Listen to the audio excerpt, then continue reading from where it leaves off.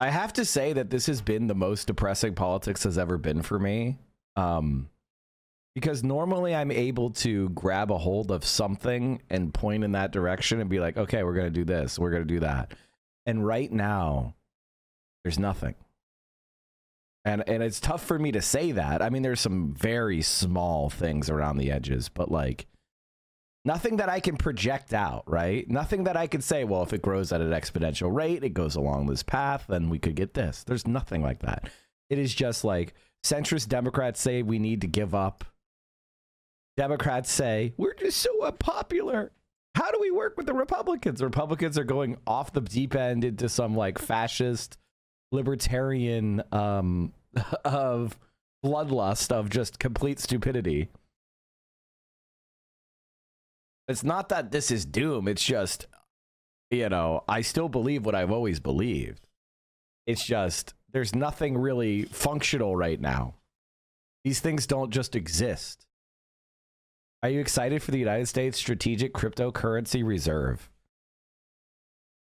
China bans crypto. America is going to prop it up with your tax dollars. What more is there to be said?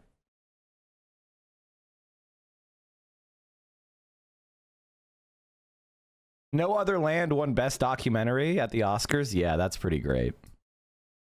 If you aren't doomer pilled at this point, you aren't paying attention. No. Doomer is just being a liberal. Being a doomer is just being a liberal. Unless you're on the front lines fighting a war against the forces of capitalism, and I mean that in a literal sense, you're not allowed to be a defeatist. You know, oh no, my tenders are slightly more expensive. Shut the fuck up.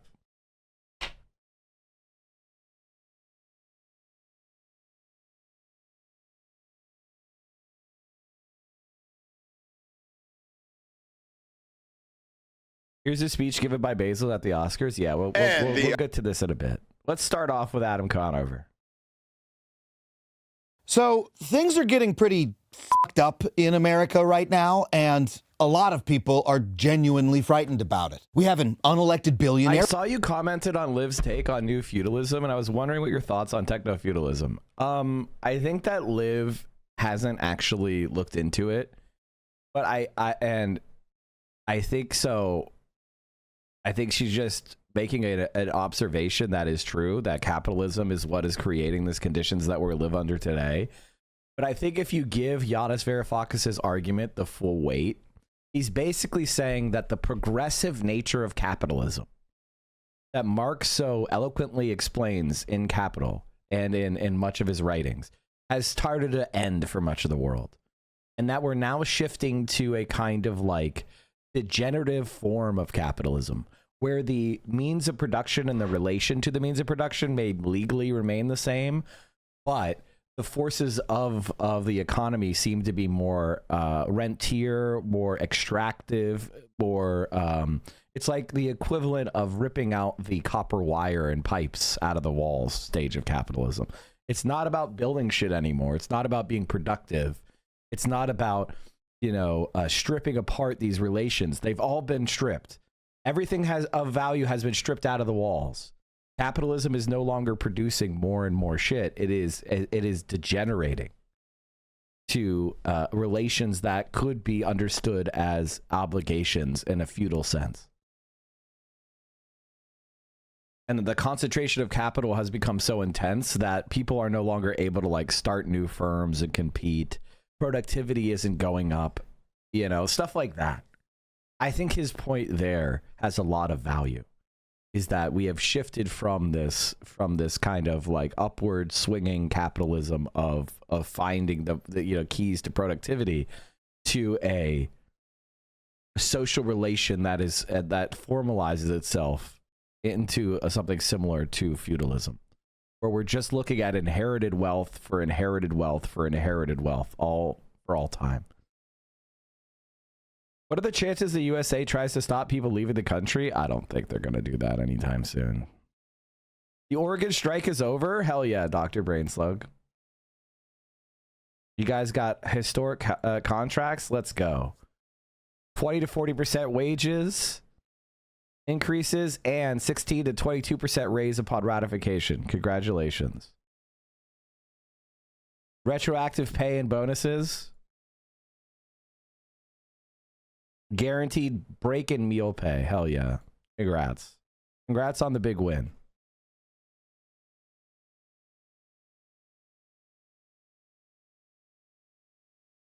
It's tempting to think that it doesn't really matter what we call the system we live in. Techno-feudalism or hyper-capitalism, the system is what it is, whatever the word we use to describe it. Tempting perhaps, but quite wrong.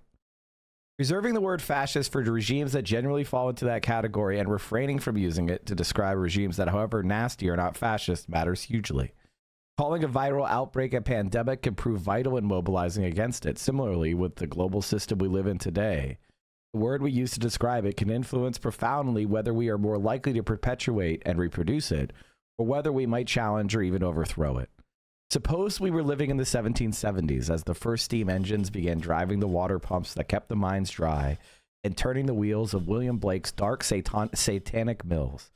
As their chimneys spewed thick smoke along the River Clyde in Birmingham and around Manchester, we would not be wrong to speak of an emergent industrial feudalism or market feudalism. Technically, we would be correct. In the 1770s, for at least another century, whatever one looked at, one saw feudalism. Feudal lords dominated rural areas, owned the freehold titles of most city blocks, commanded armies and navies, and presided over parliamentary committees. Like, this is kind of where we're at. And I agree with what he's saying. I mean, I fundamentally see the system that we live in as one that has lost its mojo. I think it's the best way to put it. It just doesn't even believe in itself anymore. Like, capitalists don't believe in competition. They believe in controlling resources.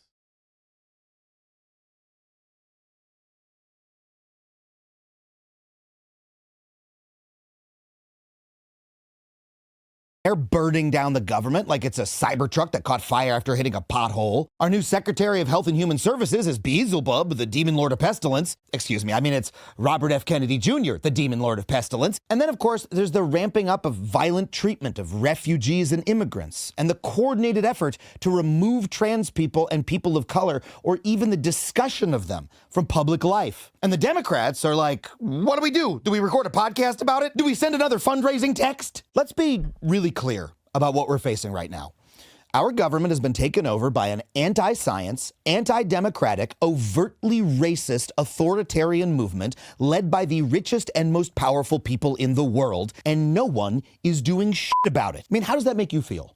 It makes me feel hopeless. Like, I should tune out, stop reading the news entirely, and go back to watching White Lotus. Hey, at least on that show, the racist rich people are fictional. You know, I'm supposed to be the bright side, positive takeaway guy, and it's hard to find one here because it's true. Nobody is coming to save us. The brutal truth is we're going to have to save ourselves, as depressing a prospect as that is. And, you know, it may sound impossible, but I promise you that it is not. There are concrete ways that you can fight back, and none of them involve sending $5 to a spineless Dem or posting to your Instagram story or burying your head in the sand and protecting yourself by turtling up, as tempting as that may seem to be. There are things that you can do, and you know what? People are already out there doing them, and they are starting to stem the tide a little bit in ways that you can be a part of. And on this episode, I'm going to tell you what they are and how you can join them. Can I just say I'm tired of stemming the tide, and I would like to be the tide? Like, how many decades are we going to be trying to stem the tide? How many times are we going to be hiding behind the last fucking wire?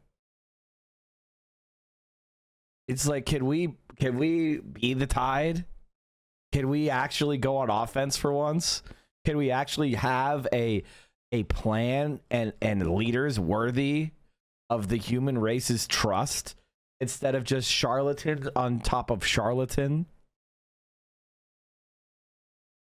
I mean, it's just so fucking tiring at this point to hear these whiny ass, bitch ass fucking liberals, man. But first, real quick, I want to remind you that I'm on tour right now. If you want to come see me do stand-up comedy in person, be around people, that might feel nice at a time like this. Well, I'm going to be in London on the 22nd, Amsterdam on the 26th. I'm looking forward to being out of the U.S. for a little bit. Then I'm headed back to the States to go to Providence, Rhode Island, Vancouver, and Eugene, Oregon. Later in the year, I'm even going to Tulsa and Oklahoma City. Head to adamconover.net for tickets and tour dates. And if you would like to support this channel directly and all the videos we bring you week in, week out about all these important topics and what you can do about them, head to patreon.com/AdamConover. So let's recap just a tiny teaspoon of the avalanche of bullshit we're facing. After taking office, Trump gave the keys to the federal government to the world's richest man and his band of horribly nicknamed teen hackers. I mean, there are just too many things to make fun of about this kid. Sweatshorts and a blazer. His nickname is Big Balls, and his grandpa apparently loved Putin. I can't even write jokes about him. It's lib comedy hack. Send him to The Daily Show. They'll make quick work of him there. So Big Balls has your social security number, and his babysitter, Little Balls Elon, is busy gutting the exact agencies that were investigating his many potential crimes, such as the Department of Labor, which was investigating Musk's companies for racial and sexual harassment and retaliatory firings, and even workplace electrocution, the Consumer Financial Protection Bureau, which was getting ready to regulate X's mobile payment service, the EPA, which is investigating supposedly environmentally friendly Tesla for violating the Clean Air Act, and even the USDA, which was investigating Elon's company Neuralink for animal abuse. You know, personally, I can't think of anything more evil than destroying the federal government just so you can keep torturing animals, but I feel like Elon can top that by next Tuesday. The entire Trump administration seems intent on destroying only the good things that the government does while supersizing all of the bullshit.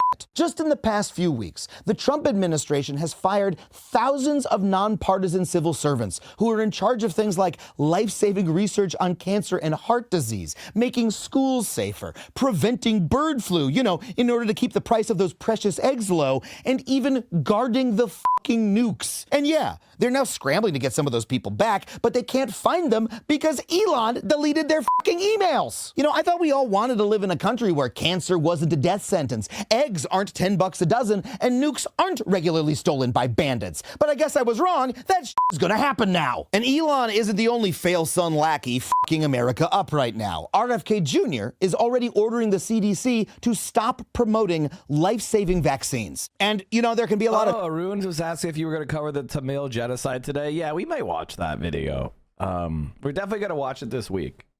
We'll see how we go. We'll see how things flow, you know. Thank you, Arun. So we just need to steal nukes. I mean, it wouldn't be a bad idea. Hamasabi doctrine, you know.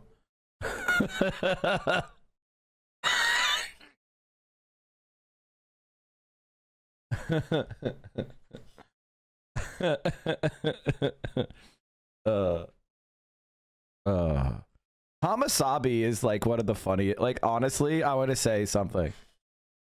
That is one of the funniest, like, examples of liberals just not having any argument and just trying to make something snappy that actually hits.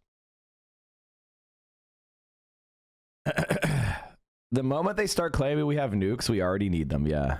Misinformation around vaccines. So you know what I did? I used our sponsor Ground News to find this source. Are being what else to do but laugh at a time like this? The Trump administration is literally spending their time stripping scientific data and entire government websites off the internet because they have the word gender in them. The Park Service site for the Stonewall National Monument was literally forced to remove the T from the acronym LGBT. First of all, who the hell ever heard of an LGB flag? And second, don't they realize that by reducing the T, they actually made the page trans? That's gender-affirming code. And yes, I did ask my trans friend Sammy if that joke made sense, and they said, sort of. So the Trump administration is banning words and trying to erase people who they don't like from existence. That's not just fascist, it's Orwellian in the purest sense. So who is coming to save us from this new dystopia? Well, definitely not the Democrats. House Minority Leader Hakeem Jeffries made that very clear.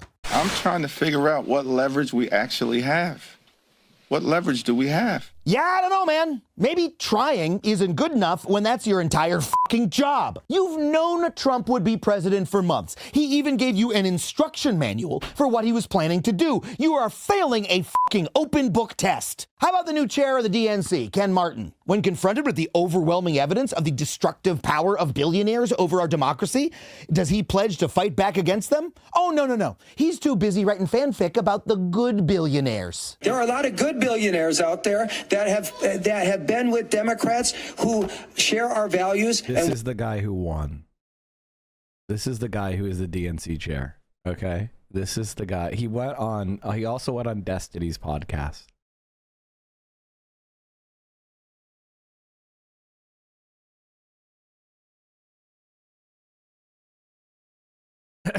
Well, so people are like, "Oh, Mike, why are you so anti-Democrat?" I mean, like, listen to these people. Saying the things we actually needed to be doing would be things you don't say online or around any recording devices. It's been that way for a while. What I would like to do is, I just think that we should all start. We should go and take the temperature of various socialist organizations that exist in our local communities. And I want to start building some real projects. We need to get swoletariat programs going. We need to start building up, and we need to start separating the wheat from the chaff. I don't want to do something where it's like where we're focusing so much on providing mutual aid. So that's like not the projects that I want to work on. Right now, I don't want to be basically providing services that the government should be providing. I'm thinking more about building up a robust self-defense community that provides services in a cooperative manner. Not providing, like, you know, charity, but with a red flag flying over it, but something a little bit more substantive.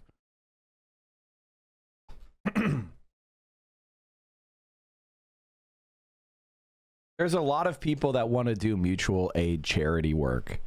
There's not a lot of people that want to do stuff that isn't that. And so we need to start figuring out who is willing to do work like that. That isn't about just feeling good about yourself and getting some dopamine. 420 No Scope, thank you for the tier 3. Not to say that those programs aren't important. Of course they're important, but they're not what I want to focus on.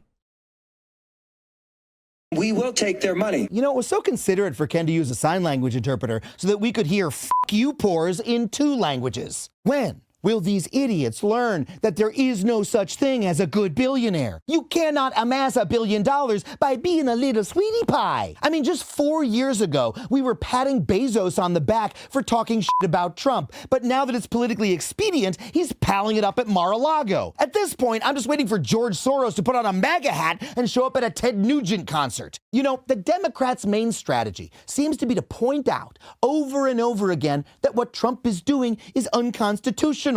But hey, newsflash, f***os, that doesn't matter if nobody is enforcing the Constitution. I want to make another point so that everybody understands how important this point is. Conservatives, for 100 fucking years, have been saying the New Deal is unconstitutional. I'll say that again. For 100 years, conservatives have been saying the New Deal is unconstitutional.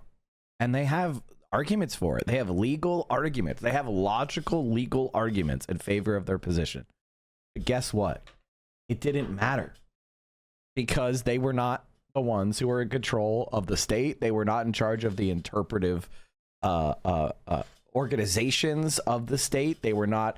So therefore, they didn't have popular opinion. So therefore, their logical, scholarly argument that the New Deal was unconstitutional doesn't matter. Now, sometimes people are surprised that you could say, Mike, are you saying it's logical, but you also don't agree? Not everything logical is correct. That's not what logical means. And this is one of those things that a lot of people who have never taken formal logic don't know. Like, you know, it's one of those, like, you can have logical points, you can have consistent points that are still not correct. You're not wrong, Mike, but it pisses me off. So what we're talking about here is like which interpretive philosophy are we going to adopt into law? And that, ladies and gentlemen, is being changed. I think a lot of what has happened with politics in the world today is that our parents, but especially our grandparents, achieved a lot of changes using state and politics, right? When you think about the New Deal, when you think about the Civil Rights Movement, right?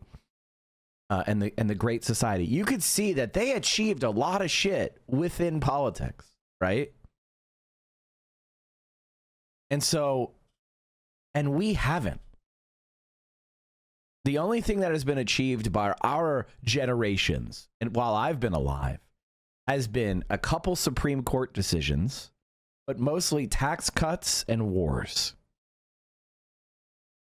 And a slow hollowing out of the middle class. That's the only thing that's been achieved in my lifetime. And so people have adapted to that.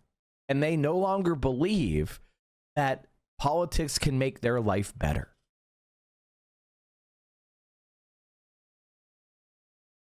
All that people believe now is that politics can punish the people that you don't like. Constitution is not a set of magical laws that automatically bind our actions. It's just a goddamn piece of paper written by a bunch of dead... Man, it's so funny that he's saying this. How long have I been saying this?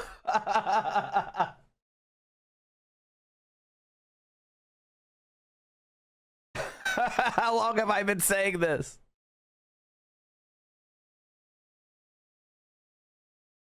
Dudes in wigs who naively thought that Congress would stop an out-of-control president to protect their own power. But you know what? They didn't anticipate that Congress would be so excited to be cucked. I've been asked so many times, aren't you uncomfortable with this? No, I'm not. Let me translate. That's Republican speak for, yes, Daddy, please f me harder. And that leaves, of course, our last resort, the courts. But I wouldn't count on them saving us either, because even if the right-wing justices Trump jammed through somehow grow a spine and stand up for the Constitution, they have no way to enforce their rulings, because the law enforcement officers are, guess what, controlled by Trump. That means that Trump could simply ignore the court rulings, as Vance has already hinted he will, which means that the courts are incentivized not to rule against Trump at all, because if they do, and then he ignores them, it makes them look weak. Far better to keep pretending to be strong and do jack shit. Oh, look at you big strong boys. Very important in your serious robes. So there is no other branch of government, no jacked billionaire zaddy, no political strongman coming to save us.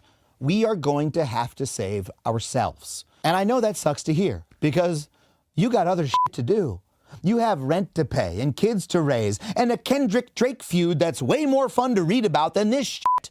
And because honestly, it seems overwhelming, doesn't it? I mean, the government is so fucking big. They're persecuting their enemies and they could squash you like a bug if they wanted, couldn't they? It's easy to let yourself get small when facing a threat like that, especially a threat that so many of your fellow citizens loudly and angrily support. But I want to speak directly to that feeling. If you are feeling small and sad and dejected, like America is over and all you can do is huddle up and keep safe, I'm here to tell you, buck the fuck up. Average people have been getting squashed by bullies like Trump and Musk since the founding of this country. And the only way we ever stopped them was by kicking their asses. But we didn't do that by keeping small and staying safe and playing Stardew Valley while we waited for our next chance to vote in 4 years. We did it by fucking shit up. You know, for far too long in America, we've believed the lie that the only way you can affect change in this country is to vote for the politicians and donate to their campaigns and post on one of the billionaires' dumbass websites. But they came up with that lie to distract us from the fact that we, the people, are political actors just like they are, and that we have power. And that power lies in refusing to be quiet and instead being unignorably fucking loud. So, look, queer and trans people are facing threats to their safety, yes, but not for the first time. For most of American history, they have faced immense discrimination, not just from the government, but from a bigoted public. But gay rights weren't won by being quiet and waiting for the storm to pass. They were won because queer people bravely risked their safety, their jobs, and their entire lives to come out and live as Itty bitty, we go after both. There's a lot of millionaires in America. But a lot of the millionaires in America are just people who bought houses in Southern California in 1970. That's most of the millionaires in America today. And also like Sanford and the Bay Area too. Let's not leave those people out.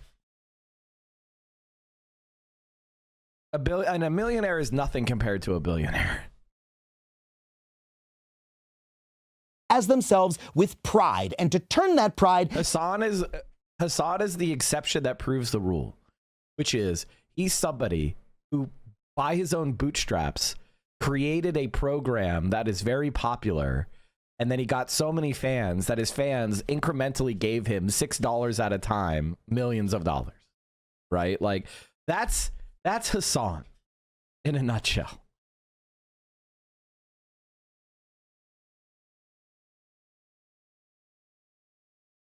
Does that mean the fire in Cali wiped out some of the millionaires in America, which is sad? Because, well, yes, of course, if they didn't have homeowners insurance, then yeah, they got fucking wiped out. For sure. If you have homeowners insurance, then what happens is the insurance company gives you a check for your house to rebuild it, and you still own the land, right? Ari, thank you for the prime. What did misanthropic leftists say now? Imagine hating humanity. That's like so fun. Hating humanity, can I just say this? Hating humanity is just weak. That's weakness. That's weakness. That's somebody who's hurt.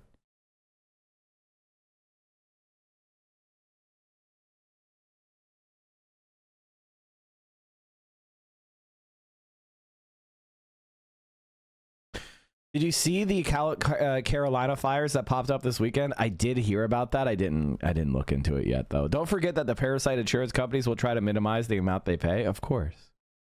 Into a fucking parade long before it was socially acceptable enough to be sponsored by Chase Bank. They refused to be quiet. Instead, they were themselves loudly and publicly, and they won. And those same tactics can win again, because those are the tactics that always win in this country.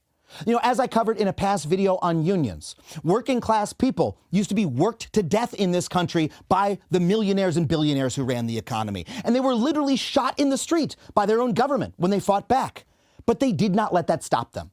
They fought together collectively, they found their power, and after decades of struggle, they put in place the 40-hour work week and worker protections that all of us enjoy today. This is the same story time and time again for the women's rights movement, the African American civil rights movement, people with less power banding together, being unignorable, and forcing those with more power to bend to their will. Let me tell you just one more of these stories that I think should be told a lot more often. One of the greatest civil rights victories in American history was won by disabled activists who brought business to a grinding halt with a 25-day sit-in to force the Carter administration to sign Section 504, a law that protects disabled people's rights to public education. Now imagine if you were one of those people. Do you think it wasn't fucking scary to roll a wheelchair into a government building, one without a goddamn ramp? and demand to be heard?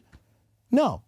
These are people who were told by our entire society that they're weak, that they're powerless, that they had to hide themselves away. And they said, no, fuck that. Here we fucking are. We demand you give us what we want. And they won. Winning comes from taking risks, from being loud, from being yourself, and by doing it together. And in fact, that is how the right wing has won all of their victories, by showing up en masse over and over again and screaming like fucking assholes until they got what they wanted. And that is what you are going to do too. So here is how you are going to fight back. First, you're going to find a group that you can join.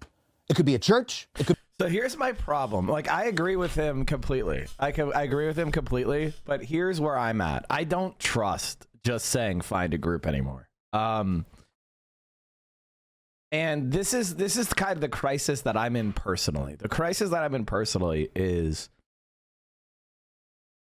I'm teetering between being megalomaniacal and narcissistic freak out, grandiose narcissism, where I'm just like, okay, what I need to help form this group, because quite frankly, most people are not, you know, the way that radical liberalism has infested everyone's brain is really a bit much. I mean, I get it here.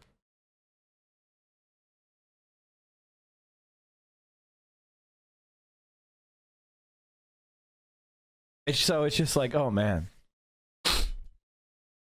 Also, the only thing holding me back is I'm aware of the scale of what is needed. Like, I actually understand how far behind we are. Like, I understand logistics. I understand war. I'm not a general, but I at least have studied it. I've at least gone to war doctrine courses. You know, I have actually studied this shit in a professional manner. How many people on the left do you know have studied doctrine in a professional setting? I mean, it's like 0 people. And those that do, by the way, don't lean into that. They're almost ashamed of it. They're almost ashamed of their veteran background. There is this like very, very, very hippie, liberal, like anti-war mentality on the American left.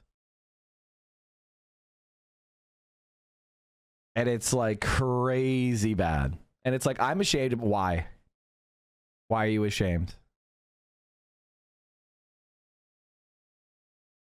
Why are you ashamed? Did you make a decision because you are a depraved, evil person? Or did you end up did you follow the way that you were raised and the way your society incentivizes you, and you went into an institution that everybody told you was a good thing? And you did it to improve your life. Did you do it because you wanted to be evil? Then you should be ashamed. If you went in there going, I'm going to hurt people and I can't wait to hurt innocent people, well, then yeah, you're a scumbag. But if you went in there because society pushed you and it was the only way for you to escape your hometown or have get a college education or whatever the fuck else, that's fine. And then guess what? You learn things that actually do have use. Knowing how to do an L-shaped ambush, knowing how to aim a rifle, zero sights. Those are skills that you have. Knowing how to build an engine, whatever the fuck. Those are skills.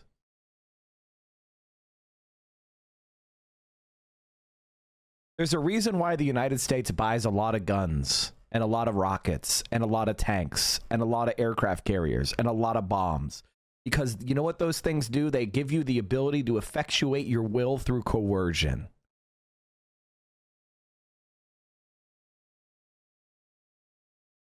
And if your opponent has those things and you don't, they coerce you, not the other way around. Power flows from the barrel of a gun. Anyone telling you not to have a gun wants you not to have any power.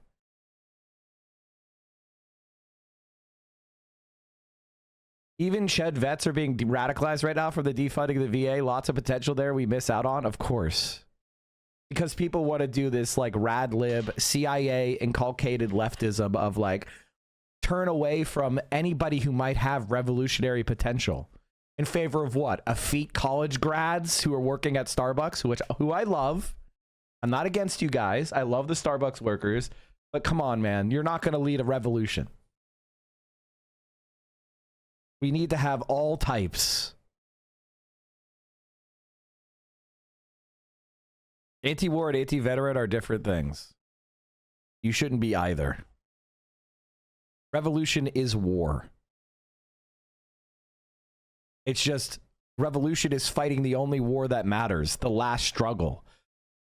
The actual war between the two sides that divide the humanity, which is the bourgeoisie and the proletariat, those that work and those that don't. Anti-war is another way of saying I like the status quo.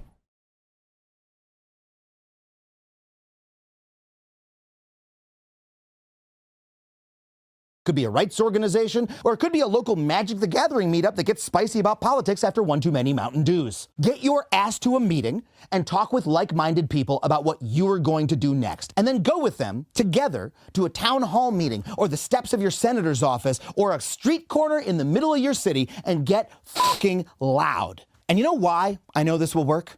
Because it already is. Republicans across the country are confronting angry mobs at their own town halls. Republican Congressman Rich McCormick was recently confronted with this.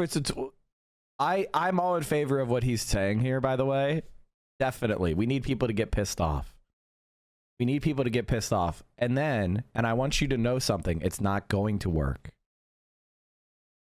And that should not disillusion you. That should piss you off more.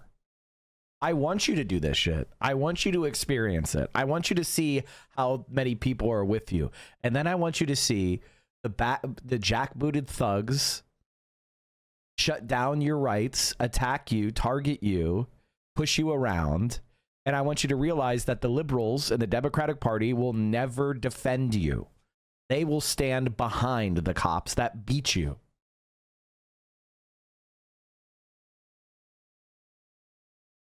From average Georgians.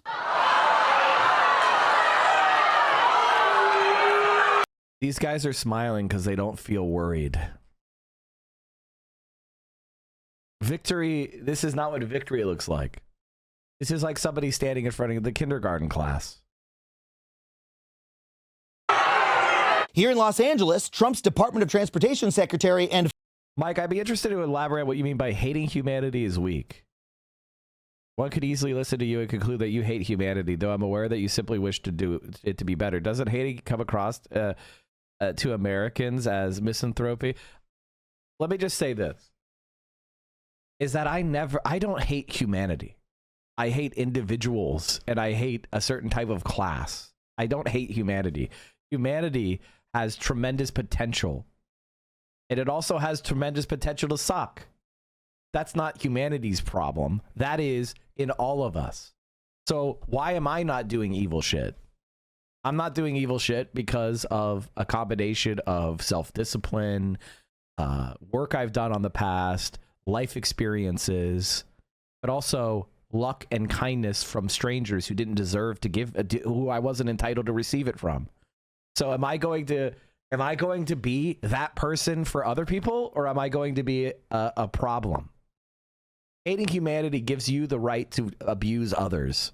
Because if humanity sucks, why do you care if humanity suffers? Why do anything to help somebody else without the expectation of reward? Former Road Rules contestant Sean Duffy hoped to triumphantly announce how he was killing high-speed rail, but instead, the good citizens of LA gave him this.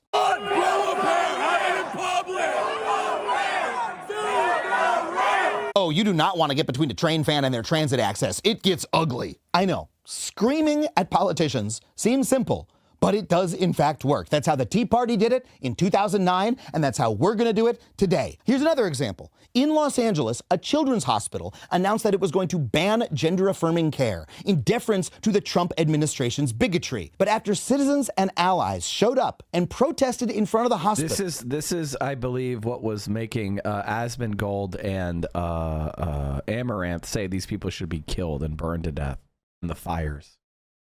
Over and over again, the hospital reversed its decision and is once again providing care. And even And if the work I have done for 11 years, standing up for the LGBT community and fighting for their rights and being one of a few who even could put together an argument on this in the state Senate for a job that pays $17,000 a year for 11 years, you just want to call me a piece of shit, which I think you did, ma'am, you can go right ahead. I don't think that I will lose re-election based on you screaming at me. And yes, I firmly support transgender torsions and the LGBT community. Until they're incarcerated. We've been down that path. Until you have an indication that public opinion doesn't support transgender people. What I would say is if you cannot win any elections, then they're the only people running the place, and there are no checks and balances on their bullying and erasure of transgender people. So, in order to get elected, you are willing to vote for anti-trans legislation. Are you suggesting that Democrats should adopt all positions that are so unpopular that none of us could win, so Republicans are in charge of everything? Because that's kind of what I hear you saying. I believe that what I'm asking is for... Sorry, I'm getting a charger. And if the work I have done for 11 years, standing Even federal workers, those mild-mannered civil servants that Musk has been trying to fire in massive numbers, they are fighting back too. They're hanging upside-down flags at Yosemite to protest job cuts of park rangers. They're putting AI videos of Trump sucking Elon's toes on every screen at HUD headquarters. And they're getting organized to fight back in even more serious ways. If you'd like to join them, head to this URL. And look, we're just getting started. But all of this protest is already bearing fruit. Trump's poll numbers are going down. Elon's are in the fucking toilet. These two billionaires are never going to look more powerful than they have for the last month. But the power has always been with the people. And that is why they are doing everything they can to scare the shit out of you. Because they depend on you being afraid, isolated, compliant, and quiet. But you're not going to be. We're not going to be. We're going to raise our voices, we're going to raise each other up, and we are going to fuck some shit up. Because that is the only way that average Americans have ever won any victory in this country. And in fact, it's the American fucking way.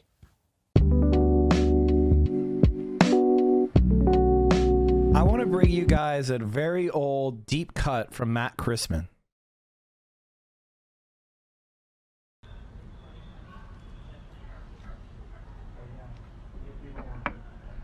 I mean, people say a new party to supplant the Democrats, which of course that's more promising than the idea of them competing with the Democrats. It would have to be a complete overnight collapse like the Whigs. The Whigs are the model here. Problem is the Whigs had specific historical context that made that happen.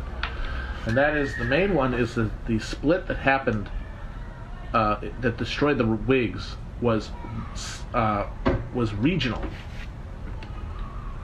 which meant that when the Whigs broke up over slavery, basically the entirety of the northern Whig electorate, everyone who voted Whig in the North, were all already pre-organized to join the party that would embody Whig principles and be anti-slavery. And that was the Republicans. In fact, it was the emergence of the Republicans and their success early in Fremont that made the Whig collapse happen, because people saw an alternative. But the thing was, it was self-organizing and instantly coherent along state lines. If you lived in a northern state and were a Whig, you were probably anti-slavery, because the Democrats basically were the party of the dough-faced party of collaboration with the Southern slave power, for the most part, before the Civil War. The northern, if you were against slavery in the North, the Democratic Party was not really for you. That's why there were things like the Liberty Party and the Free Soil Party, and then eventually the Republicans, was because of that non-existent Democratic home for people who were in favor, which meant that basically every Whig in the North was ready to vote for the party that would basically be Whigs minus slavery, which was the Republicans. If this were to happen now, the split is ideological, and it's not as clean, and it's not state-based. It's not like they instantly were able to take over not only half of the Whig Party, but the half that was in states where they could run the table, which they did. That's not the same thing here. That's why, and I agree with Matt completely on this, which is, if there was a third party, it would be, in many places that are 90-some% Democrat, the new party would be 60% popular in, like, say, LA, right? And that would be good. But it would also be much more popular in, say, West Virginia. It would be much more popular in, say, Ohio. Like, we would want to see, I would want to see a party that doesn't win 90% of the vote in Philadelphia. I don't want to win 90% of the vote in Philadelphia. I want a party that has the majority of the country. I've been getting conflicting information. I hear the Dems and Republicans control a third party coming in. Yes, the Whig party got booted, but if this is the case, what are we to do? To me, it could be wrong, but it would almost be impossible to get a third party. Bernie Sanders got into office by running against the Democrats and the Republicans. I'll say that again. Bernie Sanders got into office running against the Democrats and the Republicans. This is not an impossible feat. This is one of the things that I think that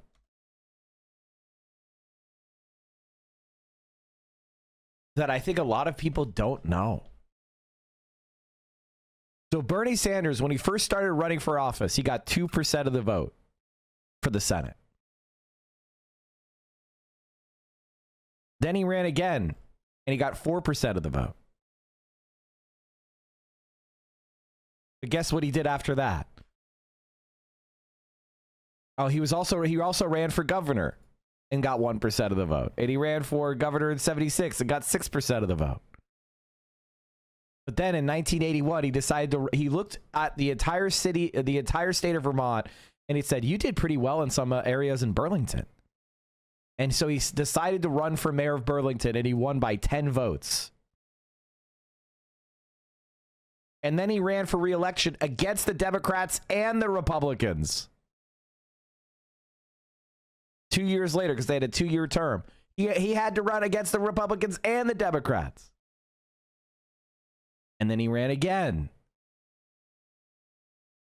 And then he ran again, just against the Democrat.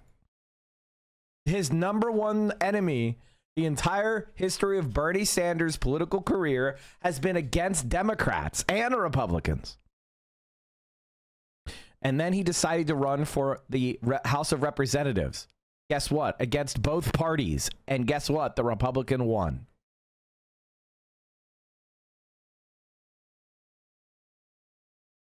So Bernie Sanders, when he won in 1990, he was running against the Republicans and the Democrats. He flipped the seat from Republican to socialist. And there was a Democrat. And every step of the way, he was running against the Democrats. What happened is, when there was actually a plausible chance that he could win, the Democratic voters picked him. They fucking abandoned the Dolores Sandoval. They didn't give a shit. 3% of people were voting for the fucking liberal. They collapsed because there are almost no ideological liberals in this country. Dan Osborne just did 20 points better than Kamala Harris by running as an independent. What are we clinging to? And this is how it always went, chat. He had to run against the Republicans and the Democrats. Vermont was one of the most Republican states in the country before Bernie Sanders. It's white as fuck.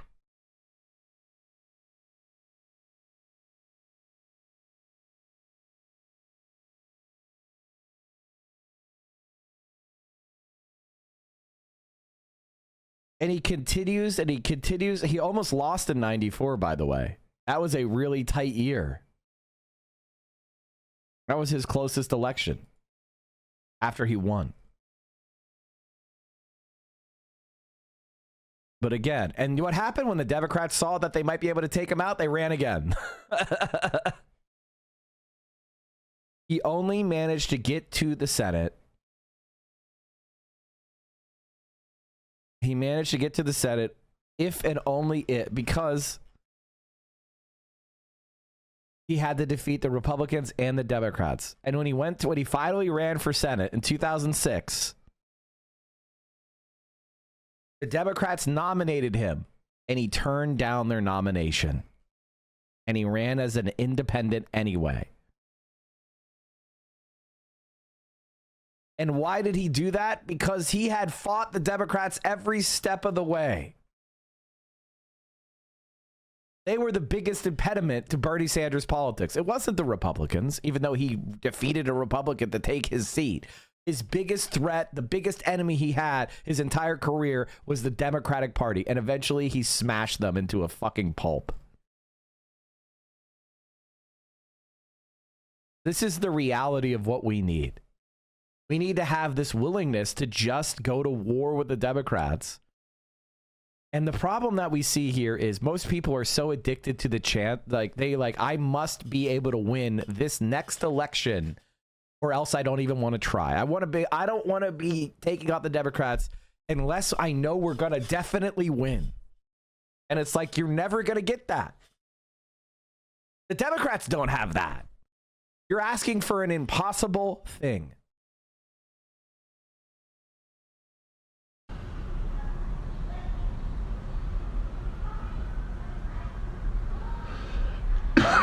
So, whether it's party politics or not, I don't know. Another thing that I don't. And the other big difference is that if this split that happened in the Whig Party, there's not really a conflict at the top there because you're all capitalists. The question is whether you're capitalists who think that we should accommodate slavery as a component of the supply chain. That's it. This would be a capitalist party, and like its anti-capitalist wing breaking off, and that would make it the enemy of the entire establishment, which did not exist with slavery, of course. And Matt is very, very correct. Matt is very, very correct there. That's why a lot of people don't want to do it, because they realize that you would actually be fighting the entire establishment. And so when you have an anti-capitalist Democrat, you have somebody who is really in a party that hates them and wants to see them defeated. That's the reality. Literally just creating two political parties where the message is, from one, don't be a pussy, and the other is, don't be an asshole. And you got to pick one. People don't think that they can change anything with politics. Anything structural. If it's structural... And by the way, chat, this is why what we're going through with Donald Trump is a good thing. It is the cleansing, clarifying fire. You can change things with politics, actually. And Donald Trump is changing things that you hate. Politics, everybody is being taught, actually, the president can do a whole bunch of shit. Actually, you can change a lot of things. Actually, you can leave NATO, or you can say, Ukraine, go get fucked. You actually can do those things. Now, everything that Donald Trump is doing, I hate, except for undermining NATO. I'm in favor of that. Okay? Anything he does to undermine the legitimacy of the FBI, the CIA, USAID, NATO, sign me up for that, baby. You're allowed, but other than that, he's a fucking disaster and my enemy in every way. And I fucking hate Donald Trump. And the reason why I've so intensely become enamored with the Democrats being the problem is because my hatred for Donald Trump is so insanely pure. It's not even a question in my mind. And it shouldn't be a question in your mind. It's what I explained it before. It's like a zombie apocalypse. And the Democrats are the person who's hiding the fact that they've been bitten. And they're sleeping in the sleeping bag next to you. All right? That's a bigger threat to you than the zombie horde on the other side of the prison fence. That's why they're much more. And by the way, a bit survivor is a lot more wily than a fucking zombie. The zombie horde is a threat, and they're dangerous, and there's a lot of them, and you couldn't take them out on your own. But it is the bitten survivor that's sleeping next to you that you don't even see coming that's the bigger threat, and that is where we are right now. The Democratic Party is that traitor from within. That's why they're screaming about how they need to find good billionaires. You think that person is on your side?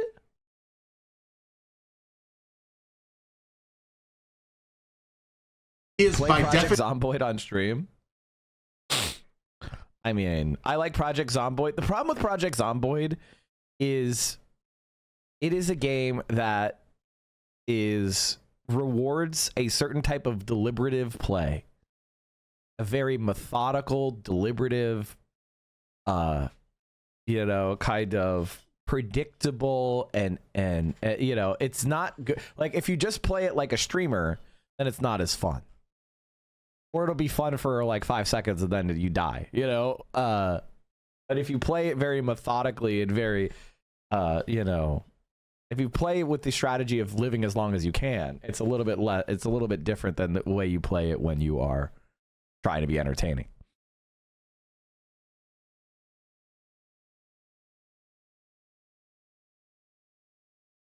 Most of the fun is having to figure out how to solve problems after you created them. Exactly. definition not political. That is what we believe, because that's what we believe. And why do we believe it? Because it's what we live. It is just our lived experience, ironically enough. Our collective lived experience is capitalist realism. It is that because we stopped having a class adversarial relationship at the top level of government in the 70s, and that the democratic project has basically been dead since then. And that as a result of that, the two parties don't argue about things like how long should people work? What should be the conditions of their work? What should be remuneration? What should be the standard of living for an American? Those questions are not political to people, even if we talk about them sometimes high-mindedly. And what that means is that at this point, I feel like if you get in front of a bunch of people, casuals, who are going to just come into the polls because it's so easy now, they're going to hear you say, I want to get Medicare for all, and I want to make everybody have free college, just like Corbyn did, because Corbyn got to run a general election where he got to make his message spread in a country where they have a fucking parliamentary system where if he got in power, he could actually have done some stuff because they don't have our stupid fucking constitution. It's a majority rule. And yet, in the red redoubt there. Trump developed his career outside the professional political industry. As such, he doesn't have any loyalty to long-term state projects. He's also extremely stupid and doesn't know how to disguise America's strategic interests. Yes, that's great. That's awesome. That's what we love. Trump developed, yeah, no, exactly. That's what we love. That's great. I love the fact that he's a dumb fuck. I love the fact that he doesn't let libs lie to themselves about how Europe and America are the good guys. I love the fact that he's out there saying he's going to, invade this and annex Canada and do all this shit. I love that.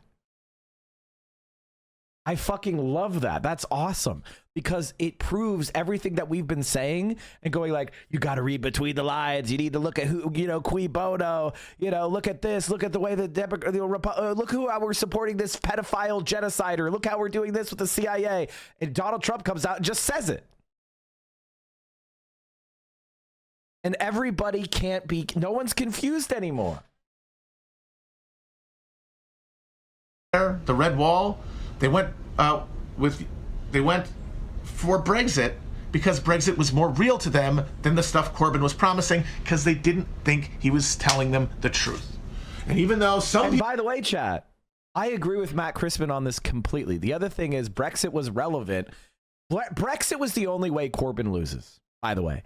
It is the perfect checkmate thing, which is, it's a way of splitting the left. And it split the very specific left-wing coalition of labor right down the middle. It was a great strategy, and it was an almost accidental strategy. The thing about Brexit is it was grassroots. That's why it works so well, because it was a grassroots demand. It wasn't the demand of the capitalist class elite. It was the populist right that came up with Brexit. And that's why it worked, because it was democratic. It came from the bottom, and it checkmated the labor. It checkmated labor completely, and they couldn't handle it.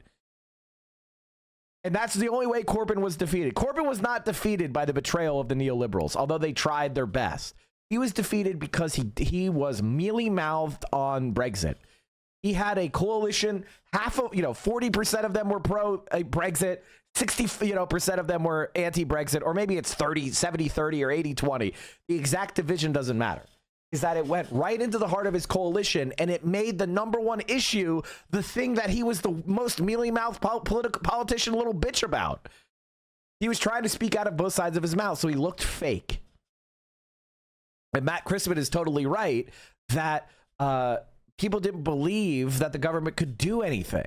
And so they thought he was just doing pie in the sky, charlatan bullshit.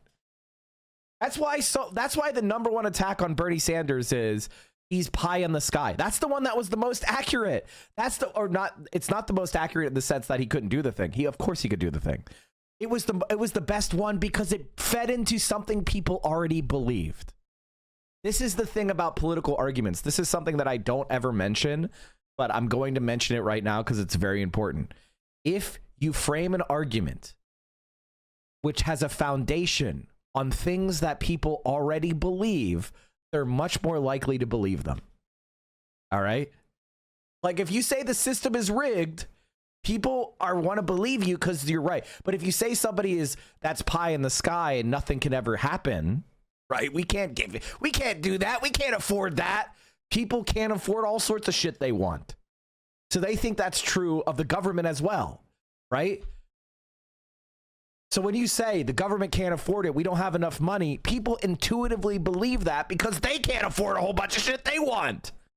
So you are making an argument that hits because it's something they have the experience of. Here's something that I need. Here's something that I want, and I can't afford it.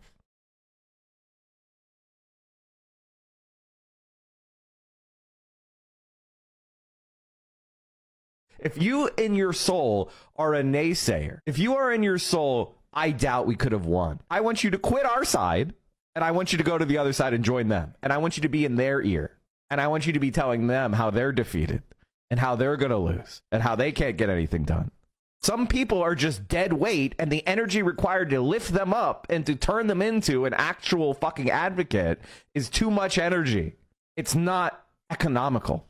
And the only way you can believe that we're going to win is to believe we're going to win. That has to be your first belief. If in your heart you don't believe we're going to win, fucking quit. Yes, is it a little bit irrational? But it's exactly the type of irrational that victory is born from. You never achieve anything without a little bit of irrationality, a little bit of optimism, a little bit of belief that maybe goes further than what you can prove or what is reasonable or what is expected. This is the type of take that people really hate, but I'm going to tell it to you anyway. If you were defeated and then you act defeated for the rest of your life, you're the loser, not the situation that defeated you the one time.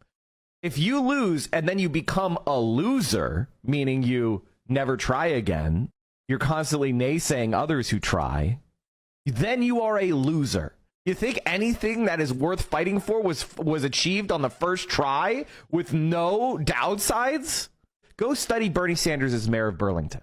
When Bernie Sanders was mayor of Burlington, he got into office his first term, and the Republicans and the Democrats on the city council they worked together to block him. They barely wouldn't let him hire any staff for the mayor's office. And you know what Bernie Sanders did? He went to war with those people. He built up organizations to fight back against the establishment. He fought both parties at the same time, and he won. Before Bernie Sanders, Vermont was a Republican state. Bernie Sanders converted Vermont to the most left-leaning state. He fucking did that. Bernie Sanders' policies are what made Burlington one of the most livable small cities in America. It was his policies that actually achieved the high standard of living and the left-wing lean of that state. He did that. He won. He made those fights and he won. And when he won his original race, he won by 10 votes. When he won his first race, he won it by 10 fucking votes. Maybe Bernie Sanders wouldn't have pulled it off But at least he would have fought. At least he would have challenged the status quo. And one of the major status quos is the Democratic Party needs a fight. And he would have delivered that fight. And I would have been in the trenches every single day trying to make it happen. And maybe I would have been defeated. Maybe you would have been defeated. Maybe Bernie Sanders would have been a failure. But if you believe he definitely would have been a failure, then you should quit. And by the way, like, and I mean that. I mean that completely. If you find yourself just so depressed, you should quit. You should just quit. Like, if you can't find any kind of hope and you need me to lift you up every single day, you should leave. Because, and I mean that. And the reason why I say that is you're distracting. If you already understand and believe everything that I believe about class consciousness and the necessity of, socialism, and the fact that we have to fight a political revolution, if you're on board with everything I say, but you're just down in the dumps anyway, leave. Because I can't save you. You have to save yourself. I can lend you a hand. I can steady you on your feet. But fundamentally, I can't carry you. And these are, if you literally can't walk, I know revolutionary people that are disabled.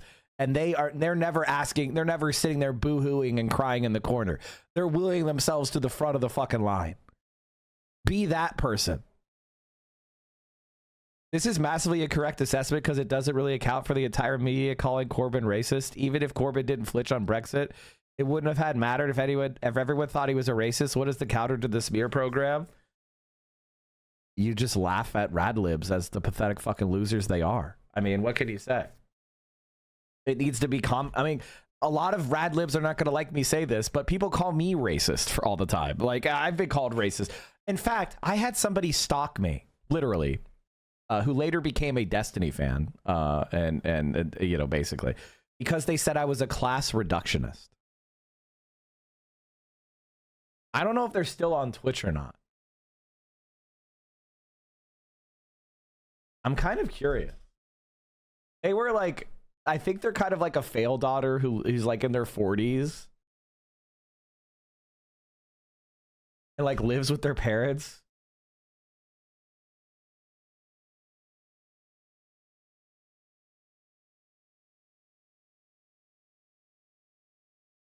They still fucking stream. I guess they're anti-Destiny now. That's good. Are they just a like Hassan, like they're a Hassan fan now? But my guess is they still hate me. Isn't class reductionism a good thing? No, it's not. Mao and the Bolsheviks were feminists. Mao was a feminist. Homosexuality was decriminalized by the Bolsheviks. Like being a bigot, being a class reductionist and ignoring everything is antithetical to being a leftist. Class will always be number one until class is abolished. Modern China does not like LGBTQ+. Not true. China is just a poor... If you look at all of the developing world, all of it, what country is more pro-LGBT than China? It's like, come on, what are you talking about? Like, it's like, give me a fucking break. Yes, is it not? I mean, even the United States of America just took the T out of LGBT. They hate we just had Donald Trump elected with a bunch of the answer is Cuba. Exactly, Cuba. And who is Cuba allied with? Like, come on. China is not perfect on these issues. And a lot of the reason why is it was a poor country and backward rural people have traditional views on relationships that it's been dealing with. But like, go to Red Note. You'll see plenty of queer baiting shit all over it. It's just they're kind of like in the 2005 stage of their queer movement.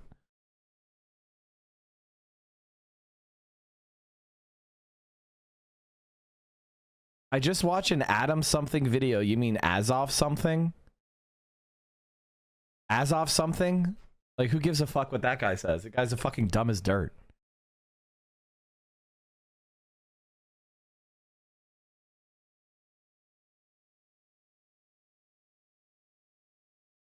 In China, gender transitions are a family affair. Beijing allows trans people to undergo affirming surgery and change their legal genders. But there's a catch. Parental consent is required at any age. This is just like weird, you know, like, and these are things that I don't agree with, but it's not like, this is a lot different than the US where you're not allowed to gender transition at all.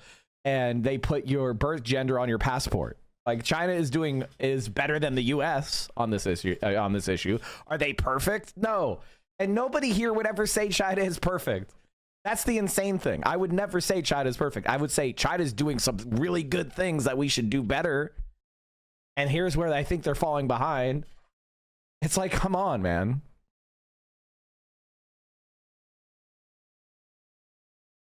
DNC is hiring the same people who blew the last election. Democratic National Committee Chair Ken Martin is promoting from within as he fills out his senior leadership team, taking a stay-the-course approach to staffing despite the party's losses in November. Their selections reflect the DNC's post-election preference for experienced operatives over shaking up the party apparatus on South Capitol Street.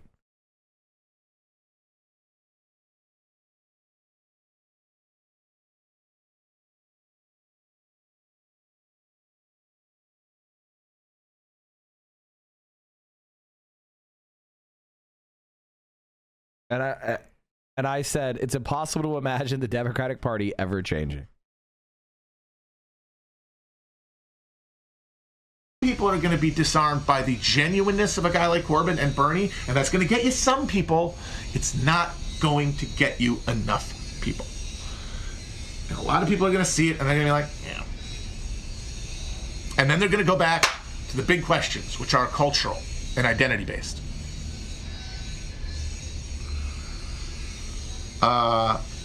And I think one of the big reasons that there's a disconnect here, and that, like, the political class, and by that I mean literally people who pay attention to politics at all, and give investment into their vote, they believe that when they think of a political party, they think of it as a historical entity, and they think of it as having a history of things that it's done, and as having a coherent platform that involves things like distribution of resources. But the thing is, that's only if you learn that shit and keep it in your head when you think about the Democratic Party. For these casual voters who will come in, if there's a breeze, they will be blown into the voting booth. They only see the party in front of them. And the Democratic Party is a party that just says, "Don't." That it is. Imagine a change in the Democratic Party. Oh, I'm stealing that. I'm stealing that. Yoink! Yoink!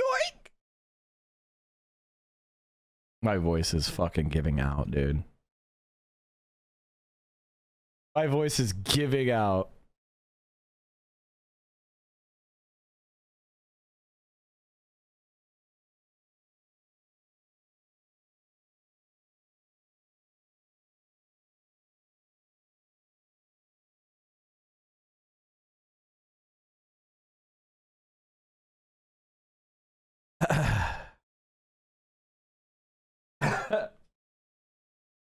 Be an asshole in a wheedling voice. Like, come on, guys.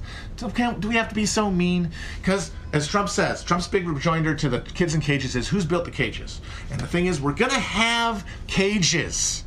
And the question becomes, culturally, are we going to be an asshole about having the cages, or are we going to be a fucking pussy about having the cages? And that's the difference. Liberals say, we got to have cages, but don't be an asshole about cages. Liberals, Republicans say, look, we got to have cages. Don't be a fucking pussy about cages. That's it. Those are the two parties. As people understand them, as cultural signals. Like, those things in the older generations, the people that make up the leadership of these political parties and are largely, like, disproportionately heard in its culture, such that it is its political culture, its self-conscious political culture. They all remember a time, lived in their lives, when there was some sort of ideological coherence and meaning to the Democratic Party that involved material relationship. But people living now, certainly ones who just decided to vote in 2020, do not have that. They see the don't be an asshole party, the don't be a pussy party, and whether you want to be an asshole or a pussy in America comes down to, did you go to, someone say it. Someone say it. College. Thank you. That's it. Boop. Educational attainment. Did you go to the etiquette school? A thing that used to get you entry into a real middle class, right? Because you get a professional This degree. is actually a really good important point that Matt is making, and which is like, that's why rad liberalism is so pervasive on the left, because it's etiquette school shit. It is like, sure, I may not have any like money, but I do know how to act. I know how to act as an educated person. I know how to like pretend to be classy, right? Don't go to my apartment. Don't see how I actually live, but I can clean up nice. Wait, what happened?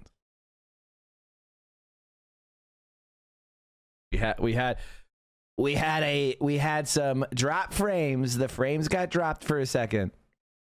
That was Twitch's fault. That was not my fault. That was Twitch's fault. That was Twitch's fault. My shirt is a piece of art. Did you see that no other land accepted speech from the Oscars? Oh, we'll watch it. We're gonna watch it. Here it was. We'll watch it in a second. And the and it would give you an access to a professional lifestyle. Those are gone, but the attendant social prestige is still there, and so people still many accolades go to college and consider themselves part of this thing, even though it doesn't get them anything but the same gig economy job everybody else has. But it changes the way they vote, but not on a material basis, because that's not part of our politics. And then you have the people who, and in college you learn, you know, hey, we're moving papers around in here. We're muffling all the horrible shit that our system creates, all the blood that we create. When we create a bunch of bullshit language that we talk to each other nicely, good phrases, and we raise our pinkies up. We learned this from the British when we talk about how many fucking slave barges we've just moved through the port of fucking Equatorial Guinea. We have acculturated ourselves to the brutality of extraction, of being at the top of a pyramid of human misery. And so we've learned how to kind of let off the steam of the anxiety of living that every day, the horror of it, in the form of liberal politesse. Like, it used to be manners, it used to be religion, then it became manners after God died. And that manners used to be, you know, in the old reactionary era, pinky extended, stiff upper lip shit. Manners now need post-60s, mommy, we all love each other, hug box, snowflake stuff, if you want to call it.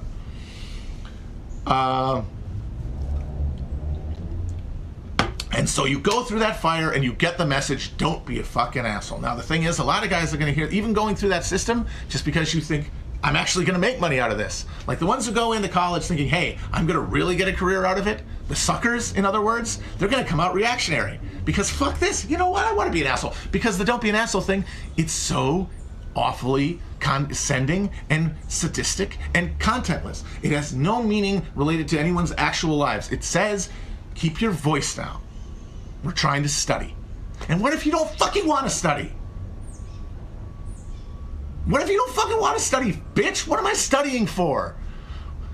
You used to be able to say, I'm studying to get a job, but now that's not it. I'm studying so I can sit around with another bunch of people and pretend that I'm part of a fucking cognitive elite? Are you fucking kidding me? But one of the things about that was once you're out of that, there's the fucking sunk cost. And it's like, shit, I'm not going back. I'm not going to be like my dad. No, I'm a good leftist. I'm a lib. And it's going to affect you regardless of what your gender demo is, or race, or whatever. But if you didn't have that experience, if those manners and the anxiety... Personally, I think the gender pronoun introduction thing is performative. And I think that it creates this kind of like... It creates this distance between people. You know, like we already feel like I'm going to forget your name and I feel bad about it. Now I have your pronouns to forget on top of everything else.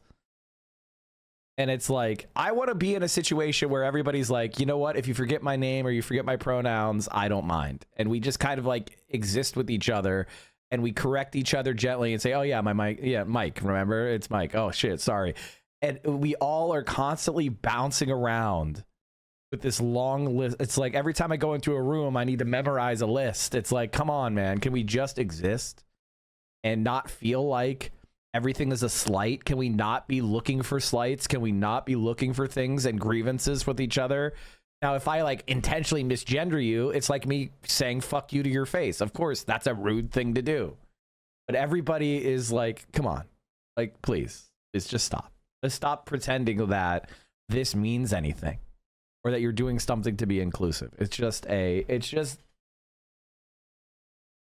a way to show that you're aware of transgender people, to posture that you are some sort of thoughtful and caring person, as opposed to an actual method of increasing understanding. The social anxiety related to being aware of things like privilege didn't like seep in. But it did make me realize who were the good men in the organization who weren't shitting, pissing, and crying, seeing pronouns. That's the only reason I'm actually still in favor of it, now that you say it. I like to annoy the most annoying people. Like, when somebody's an annoying asshole, I want to annoy them, and I want to confront them, and this is just my damage, right? But, so, I go back and forth on this. Into you and, like, become constitutive of your ability to enjoy yourself, which you can only get in those experiences of collegiate brainwashing, then what do you know? You don't fucking give a shit. And that means when someone tells you to keep your voice down and tells you to don't be an asshole, you're not thinking, you know what, you're right. You're thinking, you're lying. You're just saying that to get me to be quiet because you're a fucking selfish asshole like we all are, and you're saying some bullshit about, oh, we're gonna all get good grades on the thing. It's disingenuous. It's a lie. Oh, the cage babies. You built the cages. And it's true. Because the conditions of American politics assume that there will be climate catastrophe, there will be pandemic that will never be stopped, there will be continued economic bottoming out, there will be people killing themselves in greater and greater number, indirectly, there will be just social collapse. And the replacement with just the mere, attenuated, nerve endings of pure stimulus response. The people who can bury themselves in the internet to find some, reason to keep moving forward. Imagine frontier they can walk through into the digital realm while everybody else just dissolves.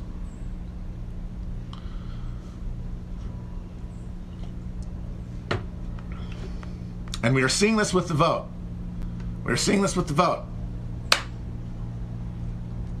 Race is being, we're seeing the poll.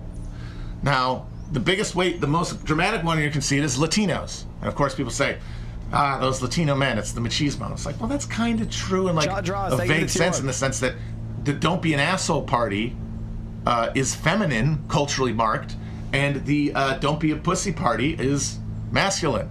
And so if that's just down to boys versus girls, if politics is just boys versus girls, and you think you're a guy, well, why wouldn't you pick guys? Unless you wanted the girls to like you. And you only learn that when you're sitting around with the other kids at the fucking tea party in college.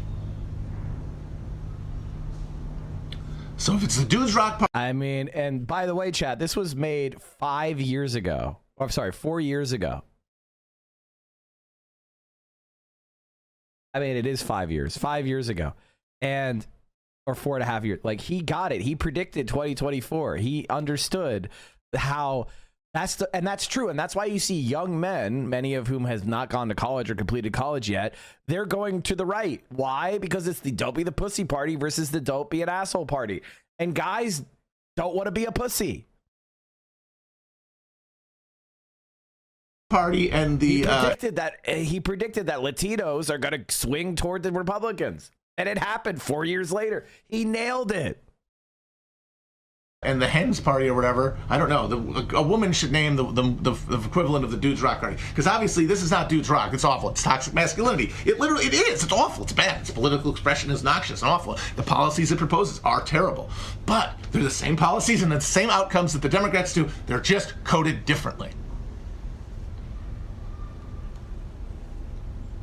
so, because Latinos do not experience race in America the way that black people do, because no one in America experiences race the way black people do, and the idea that, like, because we invented racism, through capitalism, but like branding black labor to keep it, trackable in absence of greater technological ability. Like, if they had chips in people's wrist that could like blow up if you weren't working enough, they wouldn't need a color system. It was that I'm taking people to the new world. I don't want them to first run away and start a farm with the Indians. It's just a hell of a lot harder to do if you have a completely alien culture and fucking a notifiable color difference that marks you as out of place, if not accounted for. But then we took all the people outside of this, mostly liberal whites, basically. Okay, chat, we've got somebody who is very much dealing with their own gender issues. Let's read this this person who's struggling with their own gender and sexuality. Let's read their message in good faith. This person is struggling, so be kind. They're struggling with their sexuality and their gender, so let's read their message. It is literally a delusion to carve out a hole in your body and pretend it's a genital. I think people should be allowed to chop themselves up, but I don't see the purpose in inquiring it. We have all types of disabled people. They should be able to work and participate in all the liberties of civilization, but we don't act like it's healthy to be disabled, hence the label of disability. And all disabled people should get all the care and help they need.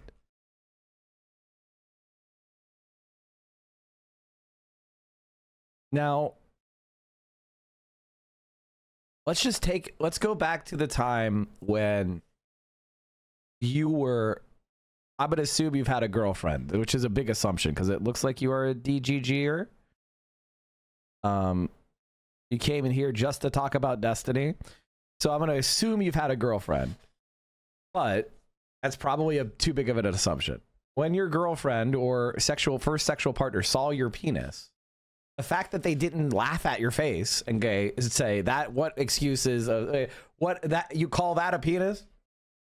I don't think that you should be talking about other people's genitals, like that. They were very, very kind. And here's the thing about, this is the thing that's very funny about biology. It's like when you're a pseudo intellectual like this, and you don't actually study our biological, the way our bodies develop in utero, the fact that the penis is actually just an inside-out vagina. The testicles are ovaries that descend and get put into a sac. We all start with the body form of a female. And these gonads produce certain types of gametes based on certain very important biological things that happen at different times in utero. That is, sexual selection, sexual dimorphism that we have. Like, human beings are some of the least sexually dimorphic species on the planet. There's very little difference between men and women. As far as like the female and male and the human biology. So let's just leaving aside the biology of it. Gender is a specific set of social rules that changes over time. And somebody deciding that they feel more secure as the opposite gender they were assigned at birth is really not that big of a deal. And far more gender affirming care aligns with cis people. I mean, what percentage of the population has plastic surgery? What percentage of the population dyes their hair? What percentage of the population engages in a diet? What percentage of the population, there's all sorts of, wears makeup. There's all sorts of artificial actions we make in society to conform to what we see ourselves as rather than what we naturally are at. So is it delusional to wear eye makeup or get a boob job or wear finasteride, use finasteride or use, to wear it's all the same shit. Hair transplants, it's all the same shit. Who fucking cares? if this will make a person happier, if it is closer to what they see themselves as how they want to express themselves, who gives a fuck? Who cares? In fact, there's a strong argument that we as a society should prohibit people from doing things like getting plastic surgery, right? Doing things like shaving their legs or wearing deodorant. It's not natural. It's not your natural odor. Why are you using perfume? It's delusional. It's inauthentic. It's not who you really are. I mean, like, what are you fucking talking about? You never care when your favorite Hollywood celebrity gets a massive set of silicone breast implants. It's not your dick. It's not your balls. I would actually love to live in a society where people didn't feel the need to get surgical interventions. That it wasn't so pressured to pass. A lot of people are getting, this gender affirming care because they want to pass so they could avoid hatred. They could avoid feeling targeted.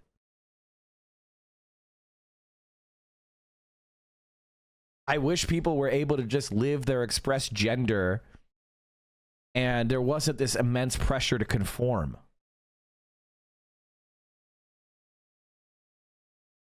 I think what's more delusional is drawing distinctions between this stuff.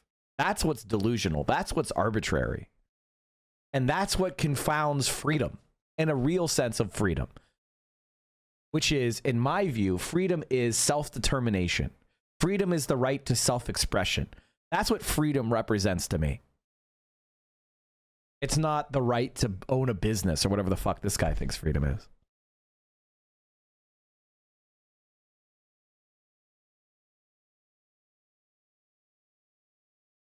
And just like giving a disabled person a wheelchair is the right thing to do, so is giving gender-affirming care to a trans person. So is giving glasses to somebody who's nearsighted. A society that draws distinctions between those things is the mentally ill, arbitrary, and diseased society. And by the way, if you're nearsighted and you don't want to wear glasses, nobody cares. You don't have to. Unless you want to get into a car and drive.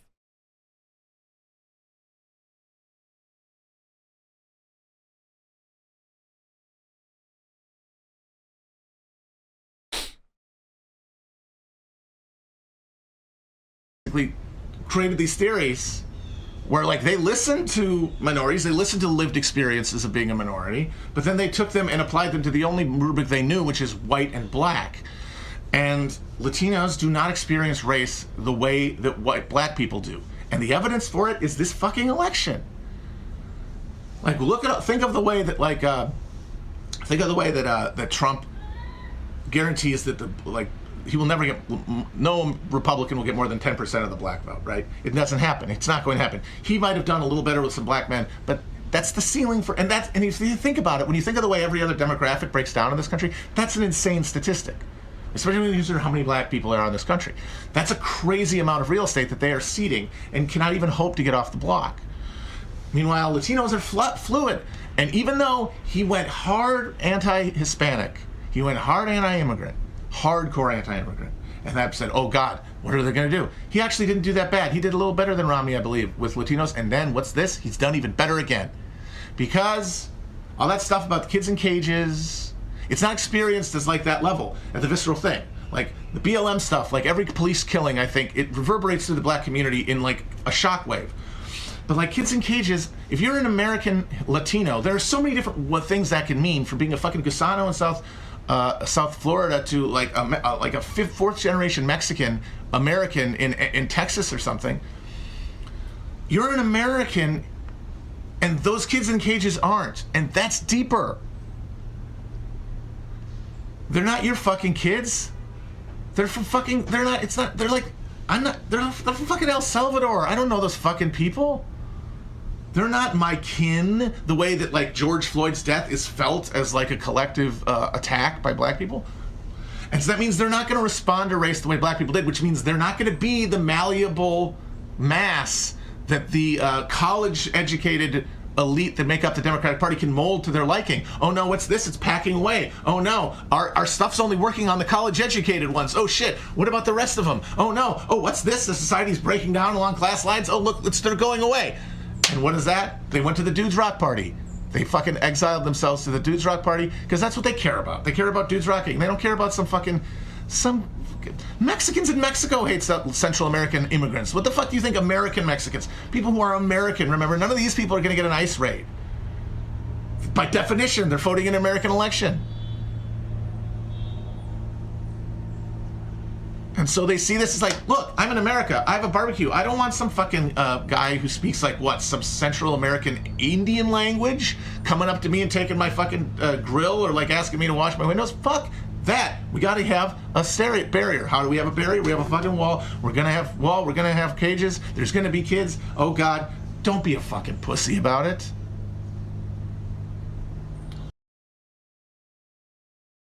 That's the world we live in. And by the way, can I talk about the self-empowerment of conservative thought? This is something that people don't talk about because they're dumb. And that is one of the things about conservatism that is its strongest point is it says to you that you can take care of yourself, that you are self-reliant, that you are a leader. You are responsible. It is self-empowerment. It is a sense of I deserve what I have and what I get. And I can, if I work hard, I'll get good outcomes. What's the alternative to that?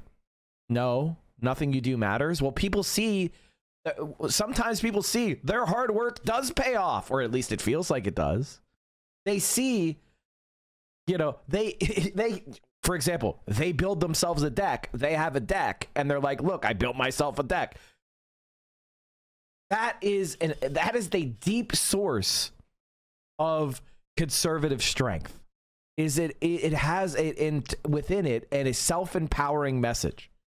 That's why the left, that's why rad libs are so fucking toxic, because they're constantly telling you that you can't do anything. And that's why socialists are better than rad libs, because we say you can do something when we work together collectively as a class, we will fight and we will win together and we will build a better world. And those are our enemies.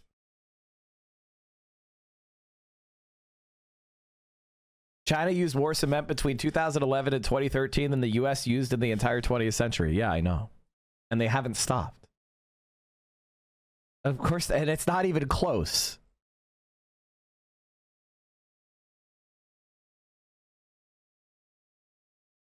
Anyway, if you want to ban the dumb DGG or scumbag, you can if you want.